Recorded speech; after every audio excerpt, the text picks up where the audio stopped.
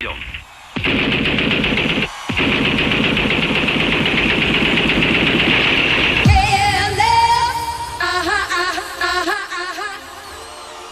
Show. It's the Brian Show. Brian Show. Brian Show. Brian Show. It's the Brian Show. It's time for the Brian Show. The Brian Show.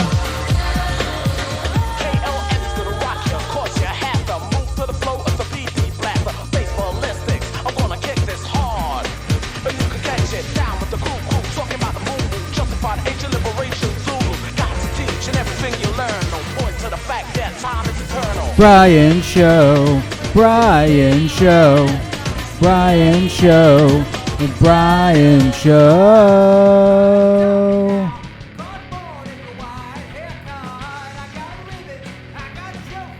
All right.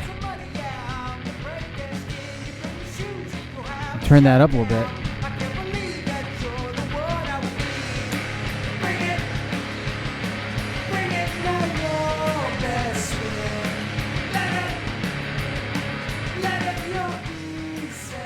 Okay, am I going to get it? Am I going to get it nice and graceful? Am I going to be able to turn it down with the little thing? Oh, yeah, I did it. All right. Oh, man, well, welcome to the Brian Show, everybody. It's Saturday. I didn't do one on Wednesday, and I'll talk about that in a little bit. Second week in a row, I haven't done one on Wednesday, but I'm giving you one on Saturday. I don't think I'm going to start doing them on Saturday. This has been a couple of special circumstances, but certainly, if more people can tune in on Saturday morning, or Saturday afternoon, if they're actually doing it, or listening later, it doesn't really matter to me. The Brian Show, like I say every week, this is my 10th show. I'm here to just talk about whatever I feel like talking about, and hopefully you have some fun. You can listen to it. And I got a little Gmail action going on. It's the Brian Show live at gmail.com. And let's see what my Twitter is. I can't remember exactly what it is. It's the Brian Show 2, the number 2. So, and then of course you can chat with me if you're listening live. And let me know what you think, and that's that. So lots of interesting stuff this week. Most notably, I think that I just want to go ahead and talk about is this is the 30th anniversary of the debut of The Simpsons, and that's very important to me. About 2 times a year, my wife and I rewatch the first 8 seasons or so. We don't really like too much. I like some of the stuff after season 8. My wife doesn't. So we don't watch any of the stuff after season 8. But unless I'm by myself. But the first 8 seasons or so are pretty much perfect. There's a few duds in there, as you would expect, but not so many that it would be that you would think that there's that you wouldn't enjoy rewatching them. And I always pick up something new when I rewatch them, even the first season. And the first episode ever debuted on December 17th, so this week, 1989. And I like to think that I watched it live. I don't think I did. And I can't remember if I was a day one watcher. I remember watching it on the Tracy Ullman show, and seeing The Simpsons, and then, but I don't remember whether I really knew kind of that it was a half-hour show until, the second or third episode. So I can't say honestly that I was a day one, but I was close to it. So it's always had a special place in my heart, and not only is it really well written and really funny, but it's really stood the test of time, I think. And I think the fact that it's been on for 30 I think it's the 31st or 32nd season. I can't even keep track. I don't watch it anymore. I haven't for a long time, but those first 8 seasons really, and some people will say, well, the first 10 seasons or the first 11 or 12.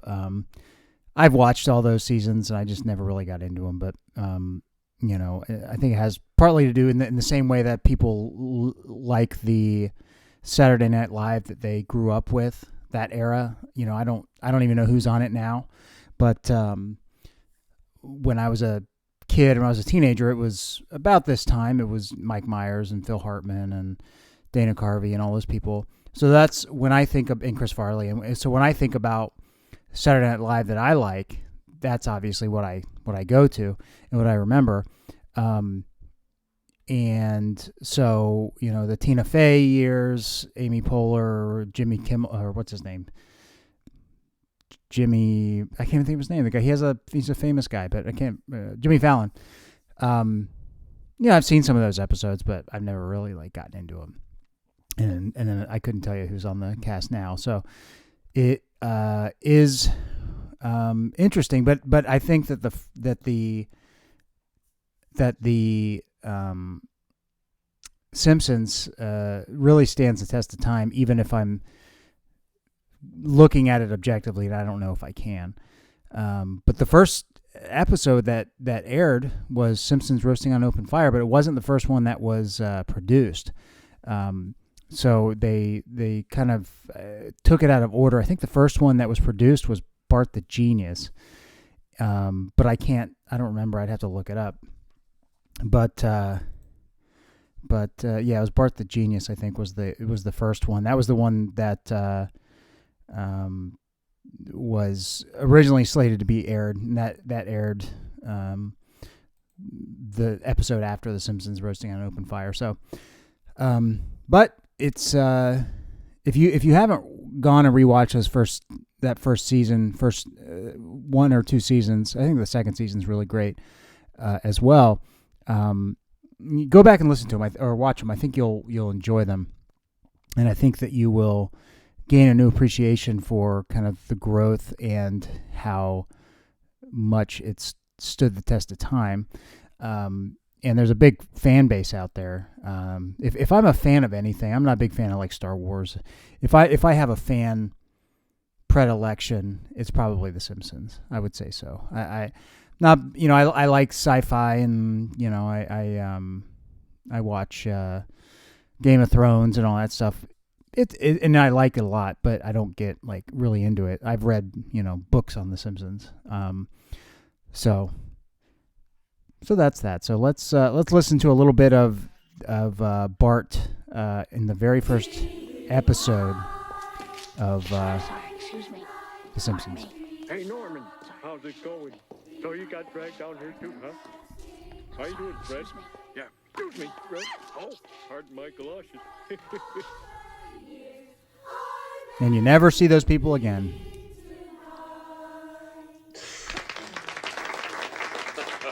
Wasn't that wonderful? And now, Santas of many lands, as presented by the entire second grade class. Lisa's class.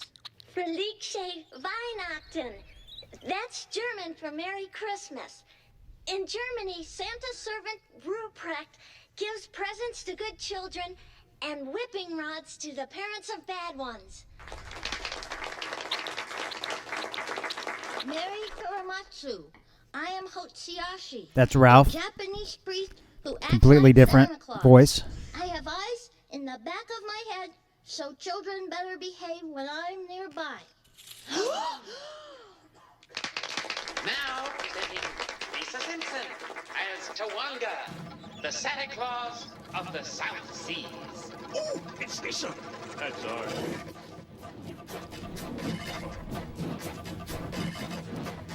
Lisa's in a mask and throwing fire.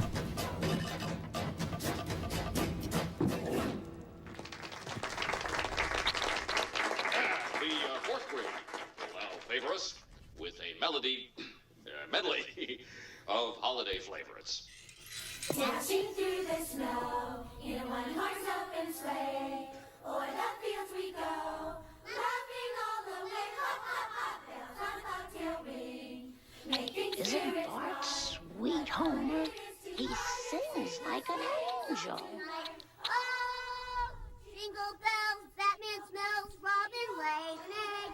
The Batmobile broke its wheel, the Joker got a Jingle bells, jingle all. The fifth grade will now favor us with a scene from Charles Dickens' A Christmas Carol. Oh, how many grades does this school have? Dear friends of the Simpson family, we had some sadness and some gladness this year.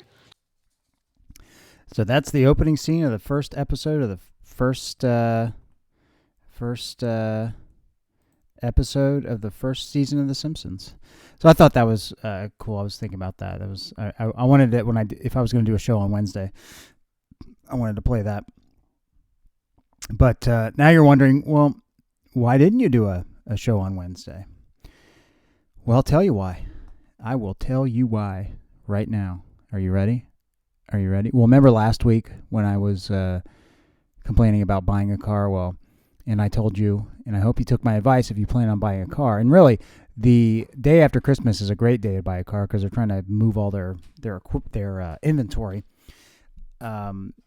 The best way to buy a car is by negotiating the price. So only, not a trade-in, not monthly payments. So you need to negotiate on price. And so that's what I did. I bought a car, but then I had this other car I needed to sell. And so I put it up on Facebook Marketplace, and it was a car that I thought was priced pretty well, but I could come down a little bit. I'm not a very good haggler in that respect. Like if somebody offers me something reasonable, I usually take it. I don't go back and forth to nickel and dime. But we put it up on Craigslist and on Facebook, and it was we got all these offers, and people were like, "Is it still available?" Yes, and then you wouldn't hear anything. Is it still available? Yes. What's the lowest you'll take? And people say, "What's the lowest you'll take?" I never give them a number because then they will try to go below that number. So I don't mind haggling, but I say, "Well, what's your number?" And then most of the time they never get back to you. So I was getting a little worried. I was like, "Shit, this thing's been on the market for 2 weeks. We are not. This thing is. I'm never going to sell this thing." And I put up on Facebook Marketplace, like I said, and Craigslist, and people were messaging me if I wanted to trade my old car for their even older car. I don't know why you would trade. That's foreign to me. I'm not gonna. Why would I trade a car? I put it up for sale. I'm trying to sell. I put a price in there. I didn't put trade. So, it was annoying and a little disheartening. And so I was like, well, shit, this car is just going to be here until the day I die. So maybe I'll just give it to my kids or something whenever I have any. And they'll take it away to college. And it'll be a 50-year-old car by then. So finally somebody responded and they said, "What's the lowest you'll take?" I said, "Well, make me an offer." And they gave me a number, and it was a little below what I wanted, but I was getting not desperate, but I was like, I just want to get this thing offloaded. So I said, "Sure, I'll take that," thinking that he would jump on it and he would pick it up that day. Of course, I had never heard back, so I texted him the next day. I said, "Hey, I got somebody." I didn't, but I said, "Hey, I got somebody coming to look at it. If you, but I'm gonna give you one more chance." He's like, "Okay," and then he never responded. So I finally heard from somebody, and I called the guy, and we haggled over the price a little bit, but he actually gave me more than the other guy was going to give me, so that was good. And I have expected him not to show up, but he did, and he bought the car, and the only hiccup was with transferring the title. At some point, we had got an electronic title. I know this is fascinating, but you're either listening or you're not. And you could skip all this, but I think it's interesting. And there's and it's just something that has been happening. And I know it's riveting. I really do. We'll get to the fun stuff in a little bit, but I gotta explain myself like I always say. I don't know why I have to always explain myself, but I do. And so I found on the DMV website how the hell to transfer a title, and you can't just print out a piece of paper and sign it over. So that's what I did. I printed out a piece of paper. We signed it. Said, hey, I give you, whatever their official document was. I said, take this to the tag office and see what they say. And of course, he calls me in a panic. This was on Wednesday. He calls me on Thursday. Dude, I'm driving around. They won't give me the title. You need to come down here to DMV and blah, blah, blah, blah, blah. And I was like, don't you have another car? And he does. He had another car. He just prematurely took the insurance off because he jumped the gun on the tag. And he's like, well, I'm going to be driving around with dirty plates. I was like, then, I said, well, then don't drive. Like, we'll get over there. So anyway, long story short, my wife had to go down to the tag office with this dude that she doesn't even know, sit there for an hour just to do exactly what she could have done if they had accepted the transfer. And I know they want to see ID and all that stuff, but it was just irritating. So we finally got it taken care of. The car is in a better home. I won't say better. I don't know. It's in another home, and I'm sitting on $75,000 in my house, in my underwear drawer. And I hope nobody comes and takes it. Yes, I did sell my used car for $75,000. I was asking $85,000. It was a 1922 Alfa Romeo Countach Testarossa, and it was previously owned by the Queen of England's brother, Fred. And how I got that car is an interesting story, but I'm not going to tell it right now. No, I wish I got $75,000 for a car. I wish I had $75,000 right now. That would be awesome. It'd be a good salary to have. My God, somebody just gave that to you. Would I? If somebody just gave me $75,000, they're like, here's a bag of money. I don't know what I would do with it. I guess I'd have to launder it, right? Because otherwise you're gonna raise the suspicion of the IRS and your bank and the government. So I don't know. Maybe I'd just spend it on groceries and just put, every time I go to the store, I just pay in cash. But then I'd be missing out on all those good points, those credit card points. So. Man, I don't know how I would do that. If you guys have if you have $75,000 and you want to give it to me, or any amount of money, hit me up on Gmail or Twitter, and give me the money. I'll give you my Venmo address, and then you can also tell me what to do with that gigantic amount of money. I mean, it's really got to be in cash. So. Maybe not Venmo because that'll arise suspicion. So if you could just give me cash and preferably drop it off at my house because I don't trust the U.S. mail with cash. And I'll pay you your gas money, whatever it takes to get over here. And then if you have a launderer. I don't know what they charge. What in the movies? It's like 10% in the movies, right? So, $7,500, to move some money around. I guess that's good, tax free. That's 10%. That's cheaper than the tax rate, I would think. And tax is like 22%, depending on the money. So, so that's that. So if you had that much money, but that was the reason I didn't do a show on Wednesday, was because I was done with the sale by about 7:30, 30, but I didn't want to rush it, and I was trying to do some other stuff. So that's why I wasn't here on Thursday, or on Wednesday. But it got done. So another thing happened to me on last Saturday. I went to Costco, and as I was driving in, I saw this guy. He bought a mattress, and I don't say like a mattress. He bought a mattress, and they had packed it. Mattresses, I guess nowadays they come very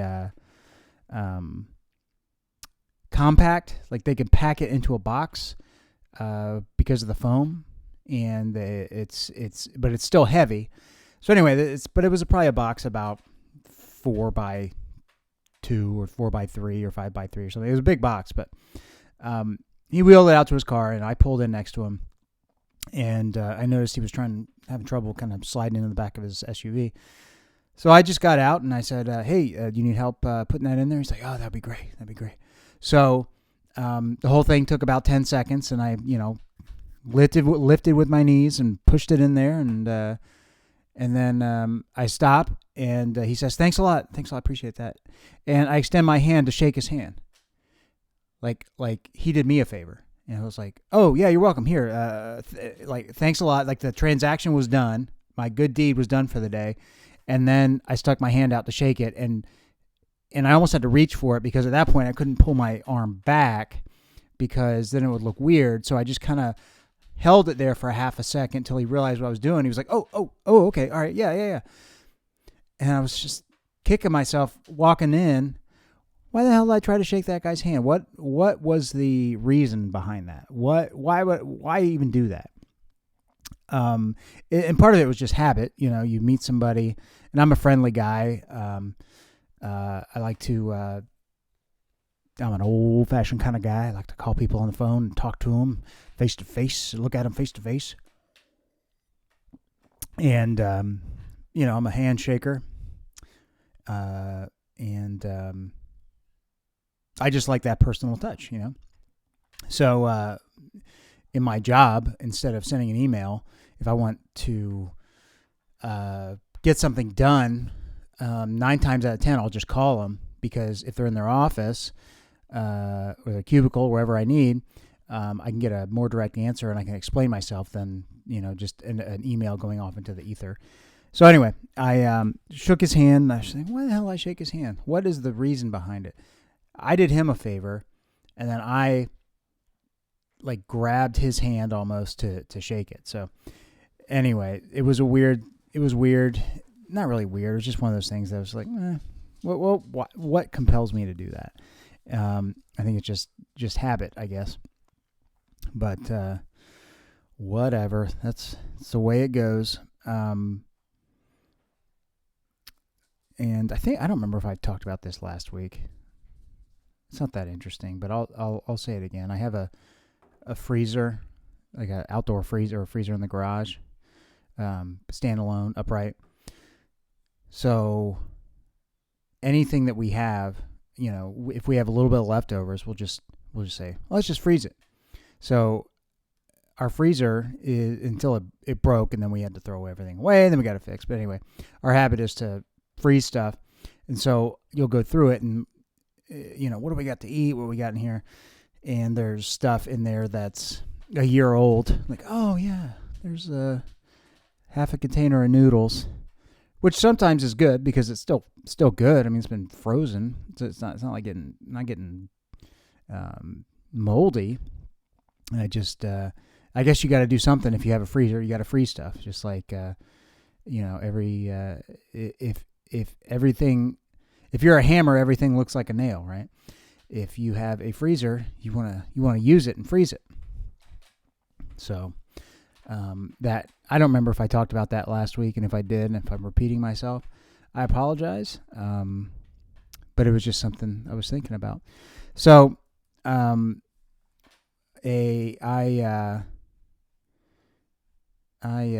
for years I've done this.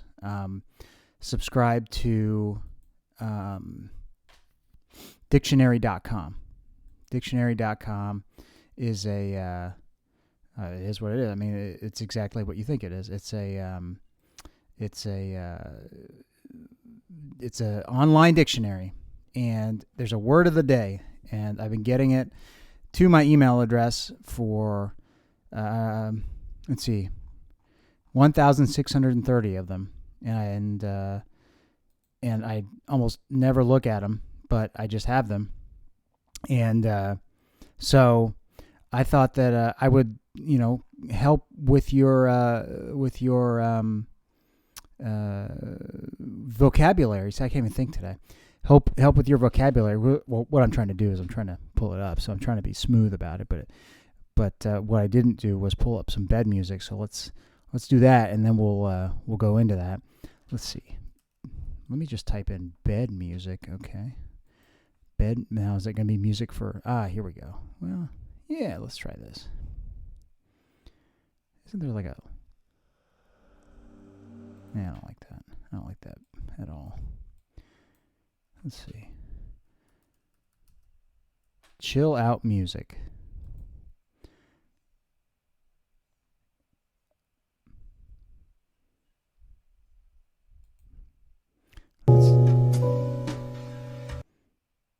Oof.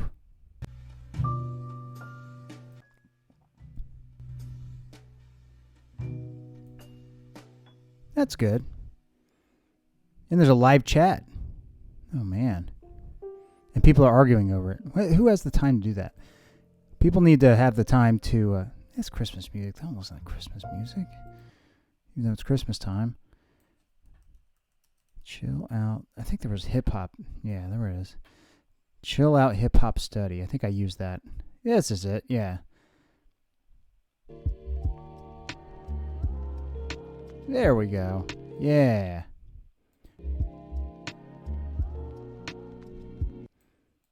Oh. Okay. People are chatting in this one too. Okay. So let's increase your vocabulary, okay?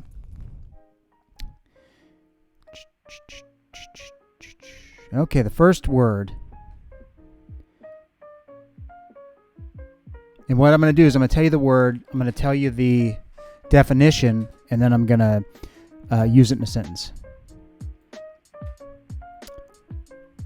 Tintinnabulation.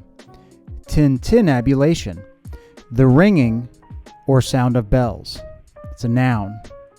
So, tintinnabulation. So let me think of a good sentence. Whenever my mom would come home drunk, she would hit me in the back of the head with a spoon, which would cause tintinnabulation. Okay, so that's a good one. I like that word. Tintinnabulation. Okay, this next one. Flaneur. It's a noun. Flaneur. An idler, a dawdler, or a loafer. Whenever my mom would come home drunk and she would hit me with a spoon, causing tintinnabulation, whatever, she would also call me a flaneur. And I would say, what does that mean? And she would just punch me in the mouth. She knew what it was. She just wouldn't tell me. Okay. Ooh. Esculent. An adjective suitable for use as food. Edible. Esculent. An adjective. So whenever my mom would come home drunk and 2 o'clock in the morning, I would, after she hit me, or sometimes she would ignore me, I would say to her, Mom, there's no food in the house. And she would say, there's perfectly esculent food here. Look. And then she would point towards stale crackers. And she would say, this is suitable for use as food. And I would say, well, that's true. That's true. But is it esculent? Is it? She would say, yes, it's esculent. Of course, it's esculent. You can eat it. You're not going to die. Therefore, it's esculent. So that's esculent. Okay. Peripeteia. Peripeteia. A noun, a sudden turn of events or an unexpected reversal, especially in a literary work. Okay. So, let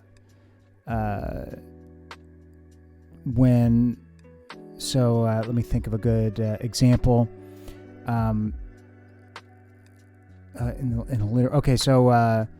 In the Golden Girls. Well, is the Golden Girls literary work?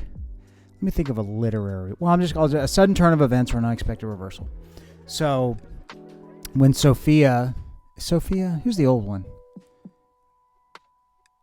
Well, the old one, whatever her name is. Let me think of a better one. I won't say the Golden Girls. Yeah, I will, because there's one that's Sophia. I think it's Sophia. She's the old one, right? She's from Sicily.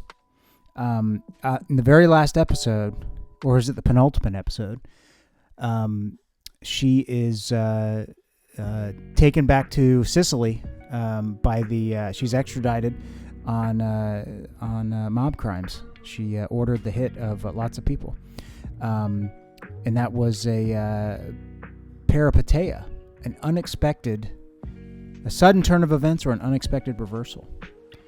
So that was interesting. Okay, let's try. I never heard of it. Forby, Forby. Preposition or an adverb, or it's pronounced farby. Forby. It just means besides. So, Forby, my dad leaving,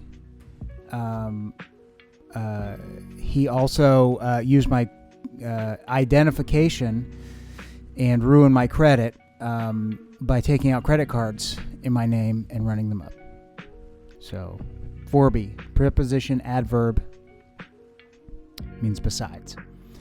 Okay, here's a fun one to say. Brobdingnagian. Brobdingnagian. It's an adjective of huge size, gigantic, or tremendous. Whenever I was sleeping, my grandfather would burst into my room and hit me with the belt, leaving a Brobdingnagian welt on my face, in my cheek. And you say, why is your grandfather there? Because it was a one room hotel, and so when I say my room, I just mean my side of the bed. Pretty crazy stuff. All right, bonhomie.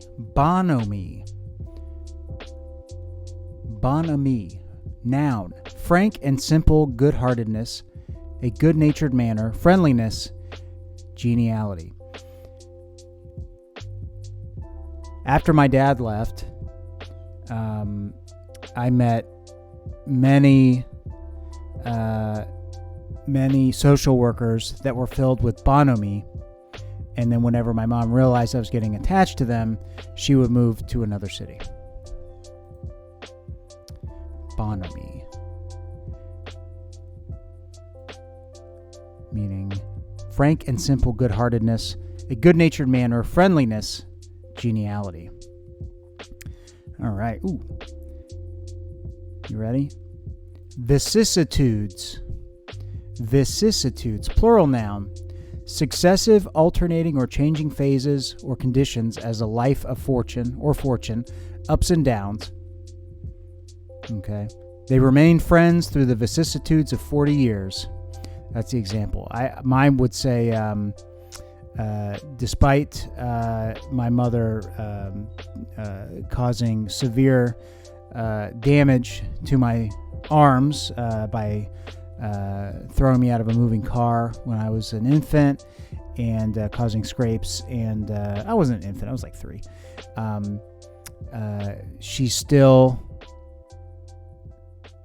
We still maintain a relationship today. The vicissitudes of life are ups and downs as they are, and sometimes I put money in her canteen. So that's that. kind of like this lo-fi hip-hop thing. This is kind of nice. Okay. Ooh. Corey Bantic. An adjective.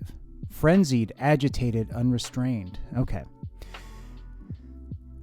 After getting placed into foster care, my foster brothers, there are twins named Duke and Ellington, and they were I was about 9, they were about 12. Later, sex offenders, both of them, convicted one day apart. They would, so I shared a room with another couple foster kids, and the brothers would, Duke and Ellington would burst in a Corey Bantic state, a frenzied, agitated, or unrestrained state, and punch me in the stomach until I threw up. So, Corey Bantic. Ooh. Horologium.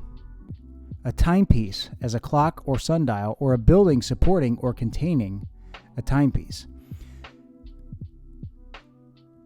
So Big Ben would be considered a horologium, but it's also a timepiece as a clock or a sundial.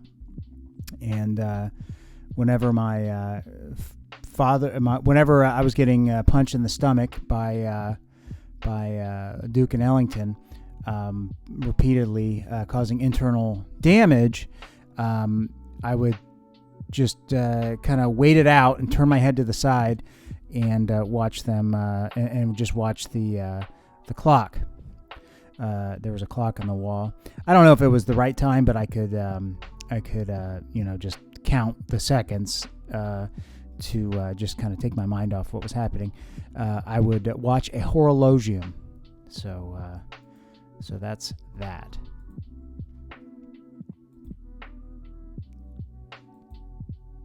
Let's do a couple more here.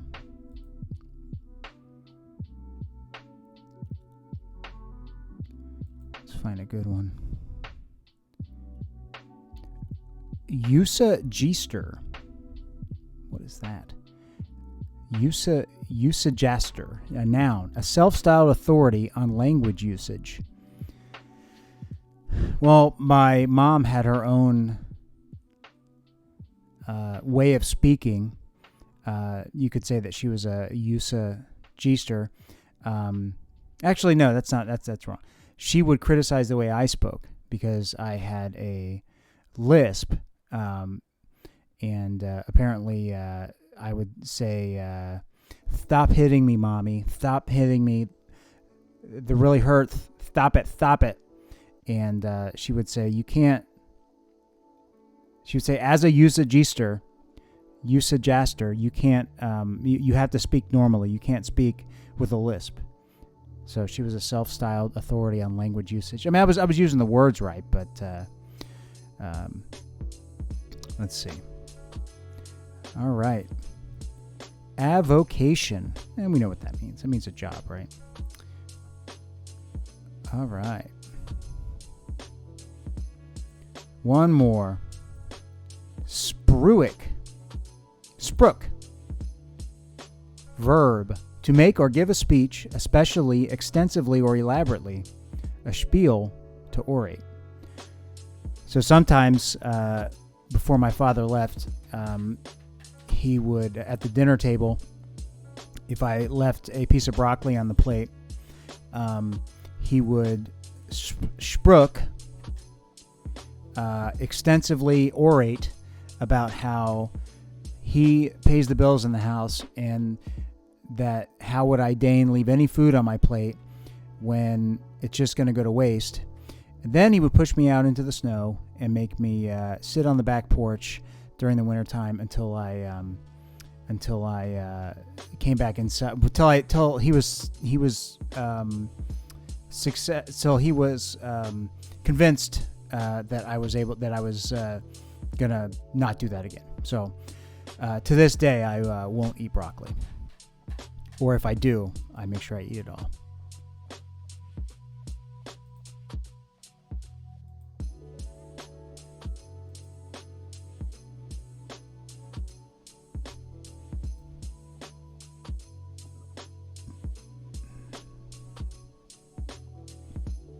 kind of good. It's kind of fun, isn't it? That music.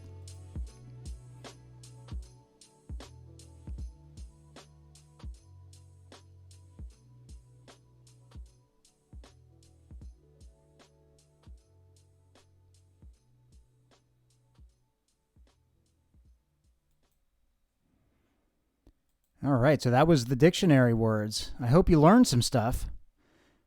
I hope you learned some new words and what to and how to use and use them in context. And it's always good to use new words. It's people talk. The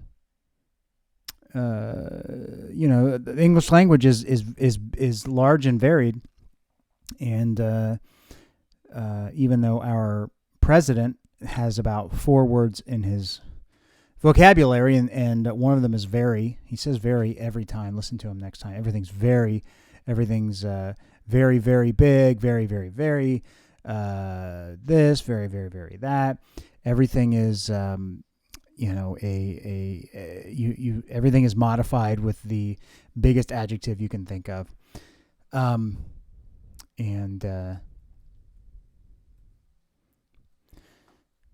All right.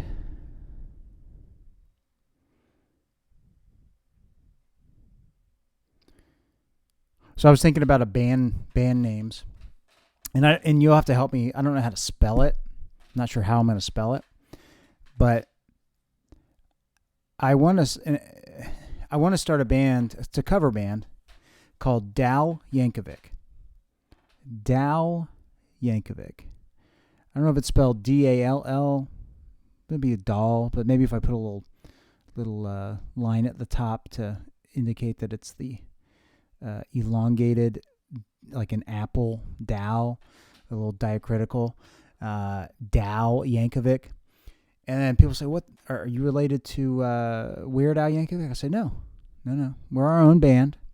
We play Weird Al Yankovic songs, but Weird Al Yankovic. So I'll just say we are Dal Yankovic, Weird Al Yankovic. I don't think that'll be a problem. I think he would get a kick out of that. But, it could be fun. Oh, that dog's barking.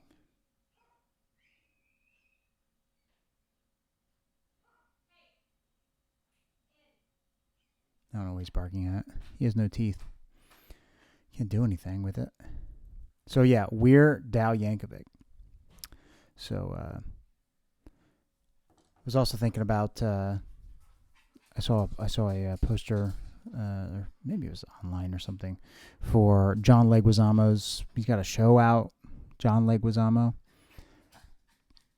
But what about his brother, John Armwizamo? Yeah, no, that wasn't very good. I'm sorry, that one wasn't very good. John Armwizamo.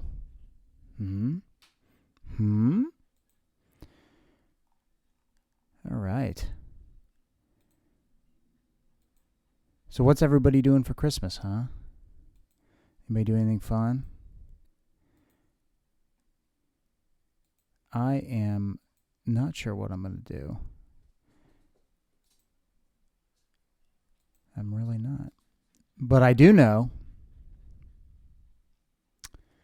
that I'm going to play a song. Let's find a song that I haven't played yet. Boop. Boop. Here's one I really liked. I thought it was good. I'm going to play this one. It's called A Buffalo. A Buffalo. I don't know. It just came out that way. When you're writing a song, you just kind of the lyrics kind of mold themselves to the melody before you even write the melody down. So here you go.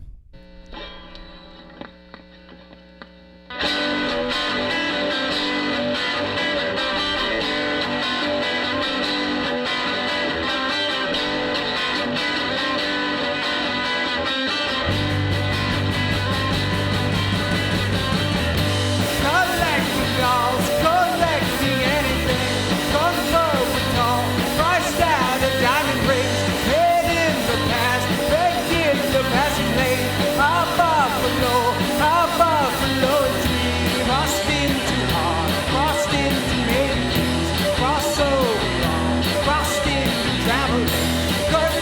it all. Kurt took a seat and stand. Kurt knew it all. Kurt was a foreign man. Next was the game. Next game the gravity. Next game the blues. Not from the parenting. Bet you would go. Bet you a buffalo. Bet you receive. Bet you a diamond ring. Priced out a job. Priced out how much it cost. Priced out a job. Priced out a minute lost. Priced over him. I'm priced over anyone. Priced out no cost. No matter the cost.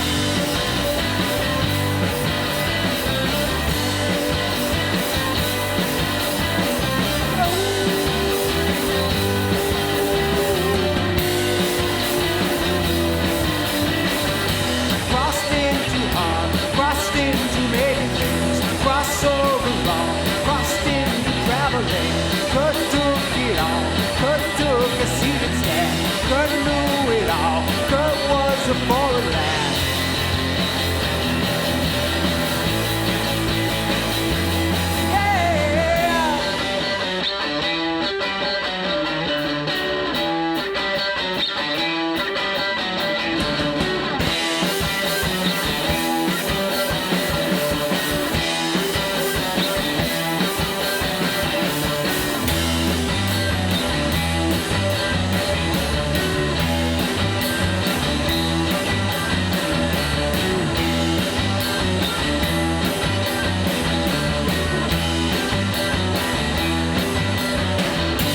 Next game the game, next game the gravity, next game the rules, not from the parenting. Bet you would know, bet you a buffalo, bet you receive, bet you a diamond ring. Priced out a job, priced out how much it cost, priced out a joke, priced out a man he lost, priced over him, priced over anyone, priced out no cost, no matter the cost.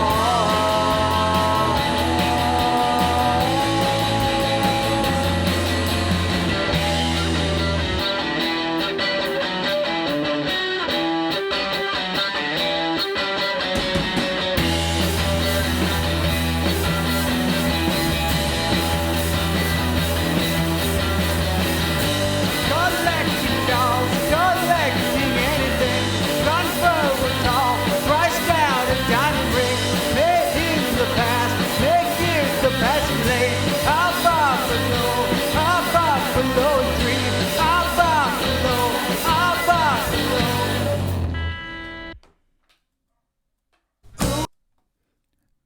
Oh man, I like that one. I think it's a good song. I enjoyed writing that one. I have other songs I need to throw into the old iTunes. Is the new OS for Apple? Is that didn't they get rid of iTunes? I haven't updated yet. I'm afraid to. I don't know what to expect with that because I don't know if my programs will work. I'm sure some of them will, but not all of them. So I don't know. So that was that. And maybe I'll do some recording this Christmas, or maybe not. I can wait till the new year. I have it mostly ready to roll. I'm not going to do a show next week. It's Christmas. But I will do one will I do the one? Yeah, I'll do one the week after. It's New Year's, so I should be able to do that. But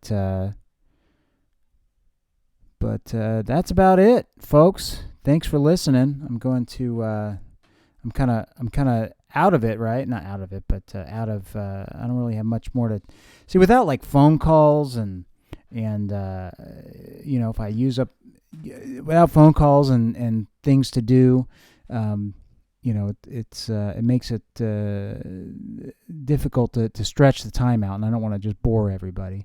So maybe I will end a little early today, or maybe not. Maybe I'll just keep talking, and we'll see where we go from there.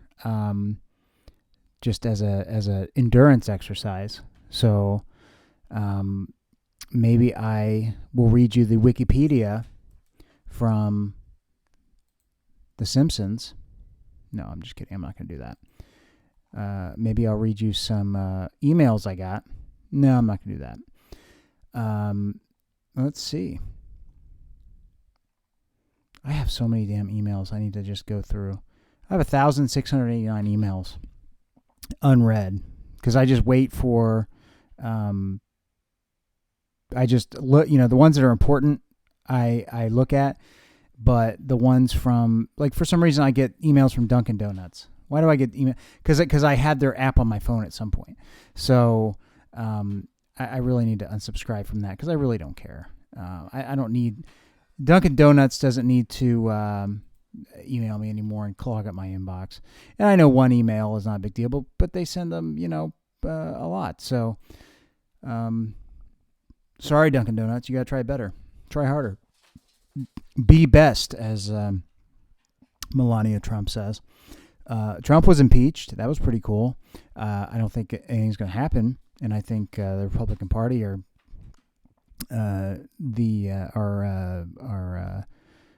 facilitating this maniac staying in office. But what are you gonna do? It is the stock market's high, right? That's the only thing he can point to, and he pays lip service to the troops, which is what every president should do. So anyway, I want everybody to have a good Christmas, except for Donald Trump and Melania Trump, Eric Trump, Rudy Giuliani, Donald Trump Jr., Ivanka, Jared Kushner, Steve Bannon, Stephen Miller. Who else? Did I say Giuliani? Yeah, I said Giuliani. Those two guys that got arrested from the Ukraine. Don't want them to have a good Christmas. Hope they all get food poisoning. Who else? Lindsey Graham. I hope he has a terrible Christmas. I hope Mitch McConnell has a terrible Christmas. Jim Jordan. Hope that guy has a terrible Christmas. I hope somebody forces him to wear a suit jacket. I'm not I think some guys, when you're in was he a senator or congressman? I don't know what he is, but I can't remember. I don't care enough. But whenever I see him, he's not wearing a suit jacket. And I looked into it, and it's like his only excuse is he doesn't like wearing them. So he doesn't, and that's his thing. But, it shows some respect for the office. Show some respect for where you are in Congress, in the House or in the Senate, wherever he is. But in that building. So I hope that guy has a bad Christmas. I hope, who else? Sean Hannity, I hope he has a bad Christmas. I hope Rush Limbaugh has a bad Christmas. Let's see, who else? What's his name? Michael Savage. Hope that guy has a bad Christmas. I hope, who was the other guy? Franklin Graham. Hope that guy has a bad Christmas.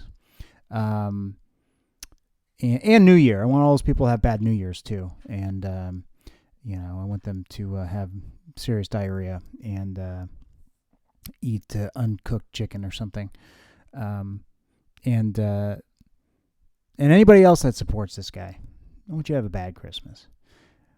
I don't want you to die or anything. I just want you to have a bad Christmas. I don't want it to be good for you because you are you're enabling this guy. So, and you're going to vote for him anyway. So, this is kind of the just desserts. So, everybody else besides those named, you can safely assume that you are included in the people that I want to have a good Christmas or good Hanukkah or whatever it is you celebrate. Good Kwanzaa and New Year. So, with that, I'm going to sign off. See ya.